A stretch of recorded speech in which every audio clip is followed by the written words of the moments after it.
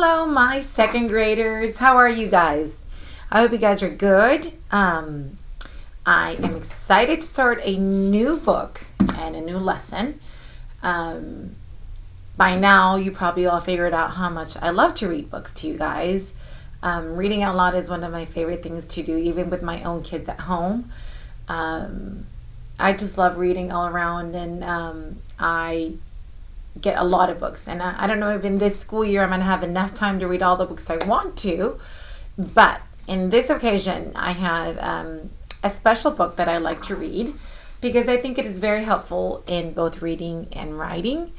In second grade we're going to do a little bit more writing that you did in first grade, and then when you get to third grade you're going to do a little bit more writing. So we're just preparing as you grow to be good readers and be great writers as well, because they go hand in hand. Good readers are good writers, and good writers are good readers. So I am going to read one of my favorite books, and this book is called Ralph Tells a Story. Now, all of us have stories to tell, even though some of us might think we don't. Even you think that you have nothing to write about. We always have something to write about. It's just sometimes it's hard for us to dig in there and to choose what to write about. So that's something that we will be working together in second grade in writing. We're going to be having some conferences, and we're going to be doing a lot of journal writing. So when you come back to class, we're going to go ahead and start with that. For now, I'm going to continue with my read aloud for Ralph Tells a Story, and I'm going to go ahead and switch over the hovercam so you can follow me. All right. Ralph Tells a Story by Abby Hanlaw.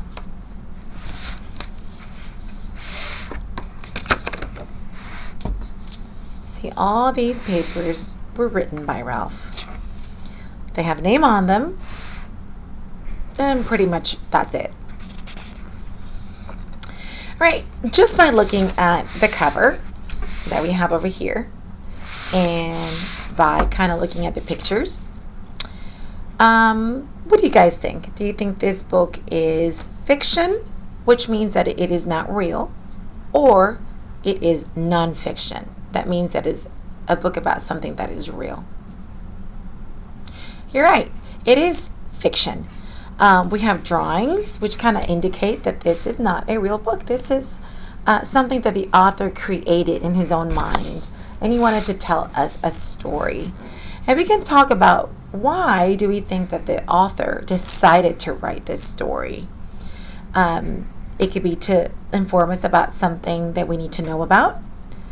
It could be also to entertain us, like, to make us laugh. Or it could be a book to persuade us to do something, like convince us that maybe we are good writers. So that's something that we can think of, but I personally think that this book is to entertain, just to get a little chuckle out of us. It could also be to persuade us that we're good writers, because you're good writers. All right, we're going to go ahead and move on and start. And it says, "My teacher always said, stories are everywhere." I find this funny because I kind of make a connection to her, because I feel like her many times in writing. That's probably something I would say to you. And the kids in my class were always finding them. Then my mom ran so fast that she caught up with the ice cream truck. I ran down the hallway with underwear on my head. After that, I decided to hide my Halloween candy in my bed. The dentist forgot to give me a toothbrush. Yeah, stories, stories, stories. Now guys, if you notice these over here, they're called bubbles. These are like what the people are actually saying. So we could use these, or we could actually use quotation marks. And we're going to talk about that, because that's what's actually coming out of a person's mouth. So that's something I want to point out. You can also use these. These are called quotations, and I'm sure you've seen them. But these are something that they're saying. If they were just thinking it out loud, like a think aloud, you would just do that. And it would be like a think bubble. But these are talk bubbles. They come out of a person's mouth. But every day at writing time, I thought really hard. I stared at my paper. I stared at this ceiling. I could not write a story. So this guy is suffering from what we call writer's block. That means that nothing comes out like you want to, but it doesn't come out. You're like stuck. And that is very common, guys, for writers. A lot of us suffer from it many times. Then Grandma gave me a cup of coffee and said, "Shh, don't tell your mother." Look at all these guys working together, working independently in writing time. Look at this guy over here. Look at his long story.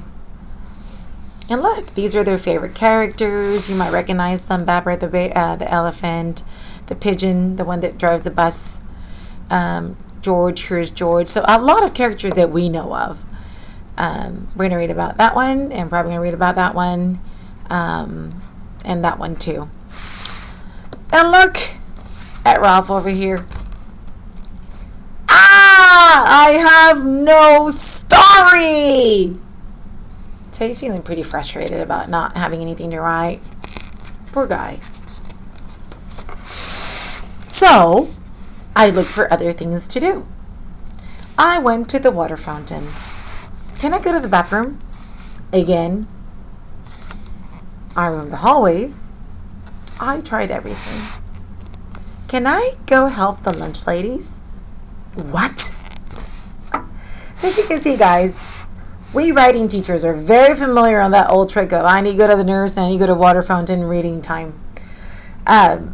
He really did not want to write, guys. He's coming up with any excuse that he can to not write. It says, then one day, after getting sent back to my desk, I begged Daisy for help. I can't write a story because nothing happens to me. Are you kidding? She said. I've written a ton of stories about you. Look at the teachers. Stories happen to those who tell them. And these are the quotations I'm telling you about, guys. That means that this is coming out of a person's mouth. She began pulling her stories out of her desk. Look at this one, she said. Remember the time you let me brush your hair? And this one. Remember the time you knocked down all the crayons? Oh, and remember the time you painted your nails with a black marker? I thought I'll never be a great writer like Daisy. Look at that. She did write all these. So it was a time he was so quiet during time, then crash. Ralph have messy hair. And then the teacher said, oh no, it's permanent marker. Now, my fellow writers, I want you to notice one thing. When you see this writing, I want you to notice that the writing, guys, has a lot of spelling mistakes. And what do I tell you always when you write? Remember when you read about our favorite summer vacation? I told you, don't worry about the spelling. For right now, just write. We will get to it. We're not expecting you to be perfect spellers. We're going to have a mistake or a few, and that's perfectly fine. Because right now, all they're doing is getting ideas. And that is part of the writing process. And that's a big, important part of what we do in writing. Then Daisy stapled all her stories together. Click, click. Wow, she said. This book is already 13 pages. Click, click. Can I use a stapler? I asked. I was really good at stapling. But you have nothing to staple, said Daisy. You have to find a story first. Just look around. So I looked for stories out the window. in the aquarium, in my desk. Why do you have socks in your desk? And when my teacher wasn't looking, I looked for stories on the floor. But still, no stories. And look at the teacher doing her conferencing. That's my favorite part. Look, my next book, The Sock Mystery by Daisy. Guys, this is something that I love as a writing teacher, that I get to know about your life. You get to share all your amazing life with me. And that is one of my favorite things about teaching writing, because we get to share about our lives and we get to know each other a little better. So that is definitely one of my favorite things. So I'm making a connection to that. That's how I feel about teaching writing. And that's how I feel about reading my students' writing. So that is a personal connection I am making to the book. Lying under my desk reminded me of lying in the grass at the park. I closed my eyes and imagined I was at the park. Just like that time, a little inchworm crawled on my knee. The sun was shining right into my eyes. Squinting, I picked up the wiggly inchworm and looked at it close up. Right, guys, what we have over here, guys, is actually another personal connection. Like, something in this book helps me remember of something in my life. So this is what we call a personal connection. And these are actually the think bubbles I was telling you. He's not actually using his mouth to say it, but he's thinking all of this. Whereas here, these are what we call, these are talk bubbles. This is what a person says. And that's why it has quotations. You see the difference? All right. And that's when my teacher found me. What's your story about? She asked. I opened my eyes. I saw an inchworm. Wonderful, she said. I can't wait to read what you wrote. But there was no inchworm story. Poor guy.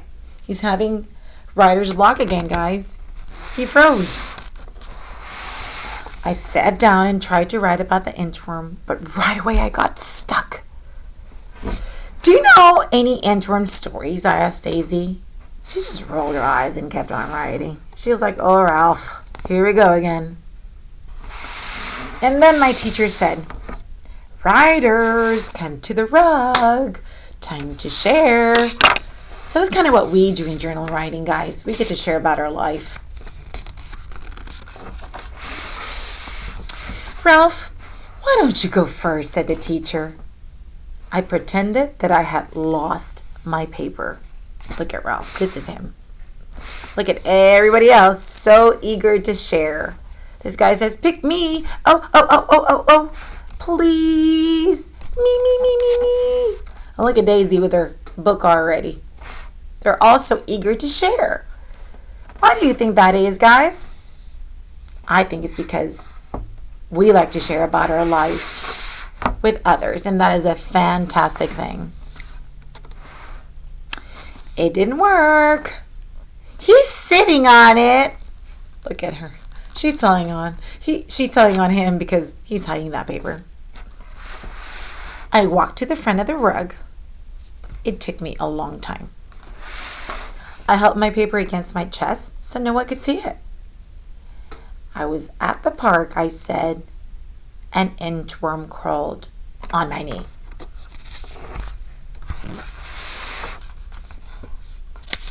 It was quiet.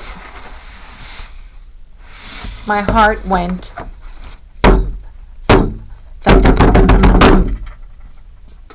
Now, guys, I wrote a little sticky in here, guys, because this is what writers call show, don't tell. Why do you think they wrote this? Thump, thump, thump, thump, thump is an onomatopoeia. It is how something sounds. Now, guys, this is fantastic. This is a fantastic writing technique because show, don't tell is instead of saying something that's obvious, we use like something like sound to write and express something. So if it says my heart went thump, thump, thump, thump, what do you think, or how do you think Ralph feels? Yes, nervous. Ralph was extremely nervous. He was terrified of standing up in class and sharing about the story he had not been able to write. So instead of saying Ralph was nervous, the author wrote, my heart went thump, thump, thump, thump, thump. So that's a pretty neat writing technique, guys. That's when I looked at Daisy. Wow, really? Did it feel squishy, Ralphie? Did you take it home? And then everybody started asking me questions. Did your mom let you keep it? Did you touch it? Was it a baby? Was it a girl? Did it tickle? Did you name it? So you see, all these people are having these little talk bubbles because that's what they're saying. That's what's coming out of their mouth. These are the questions. So everybody was so curious, guys.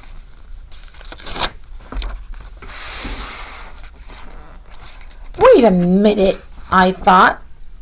Something did happen with that inchworm.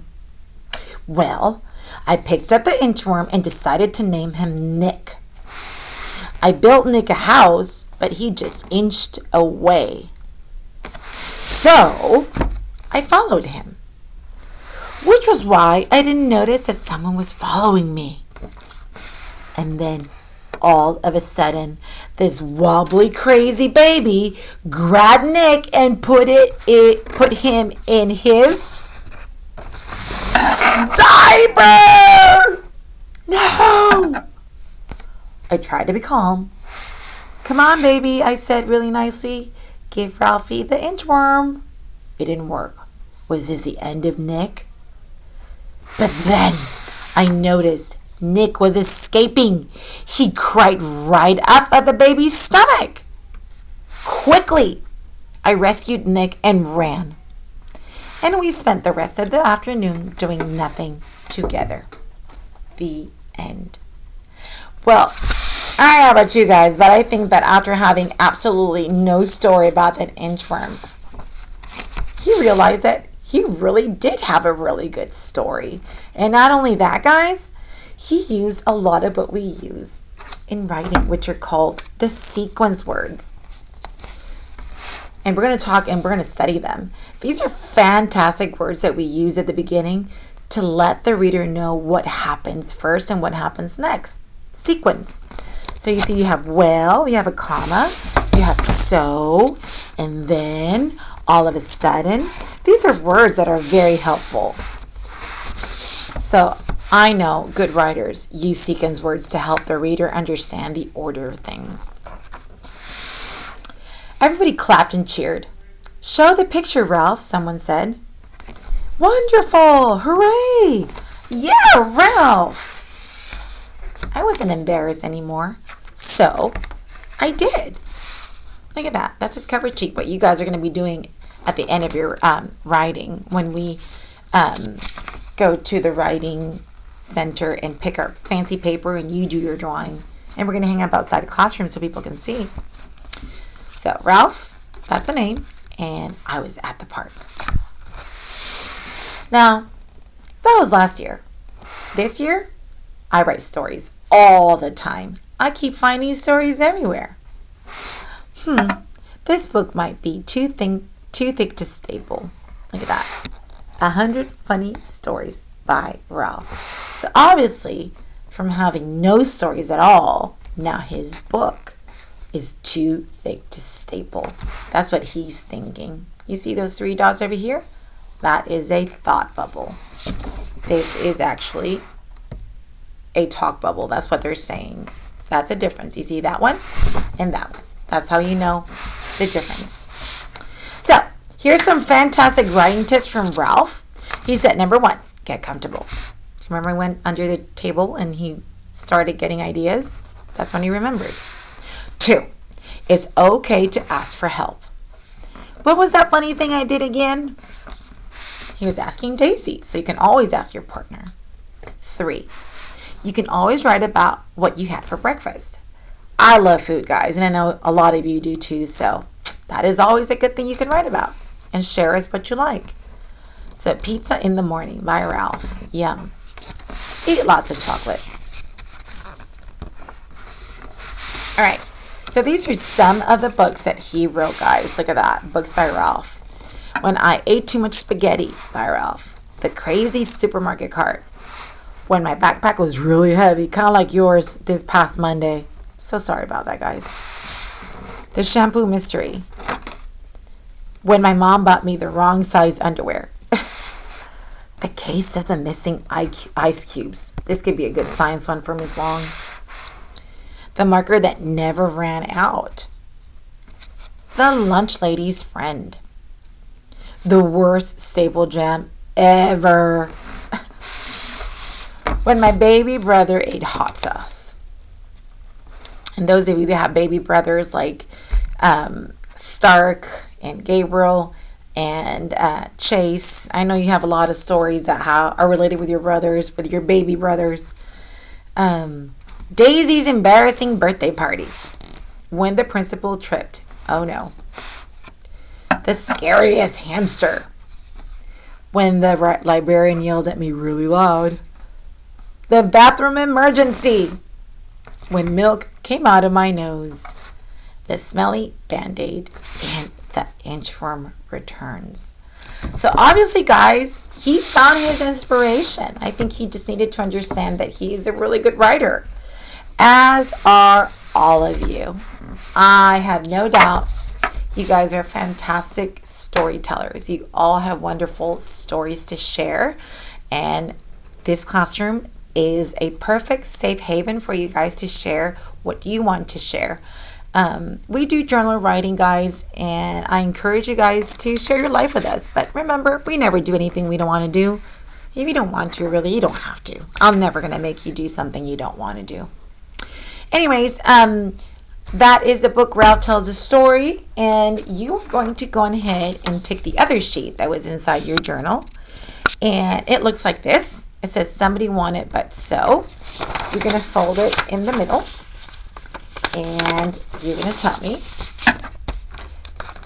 You're going to fill it out like this, and you're going to say, who is that somebody? Who is the main character? So what did Ralph want to do, guys?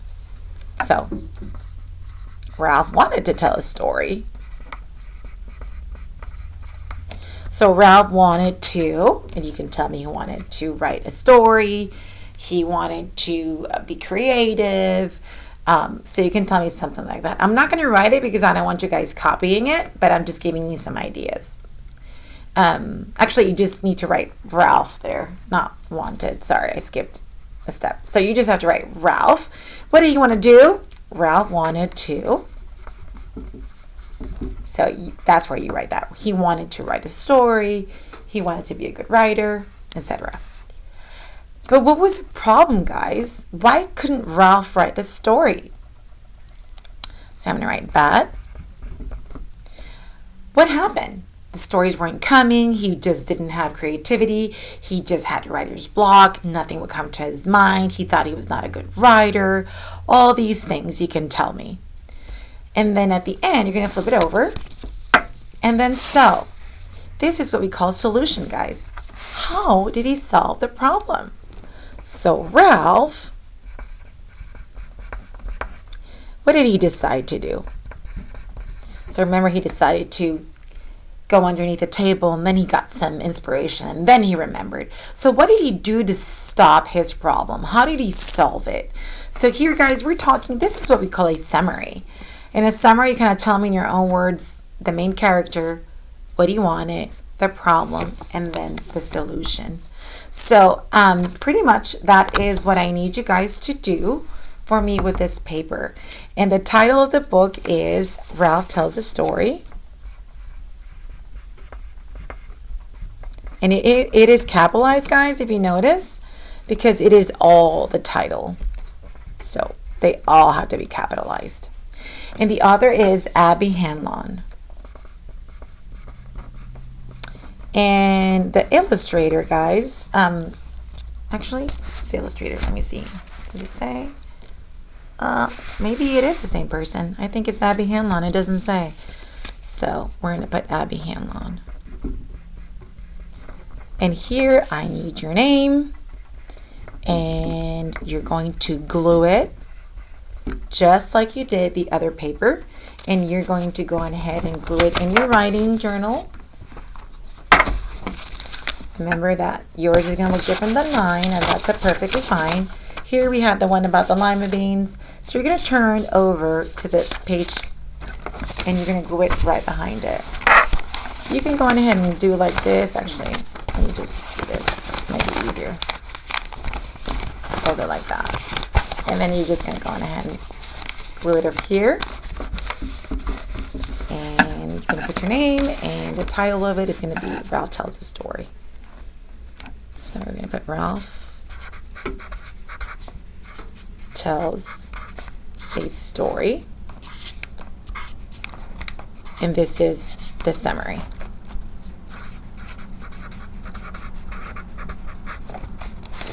All right, and this is what it's going to look like. We're going to open it up. And that's that. All right, guys, that is the end of our reading lesson for this week. This is a 2-part component to it, so you can just upload it whenever you can. I know it's a lot.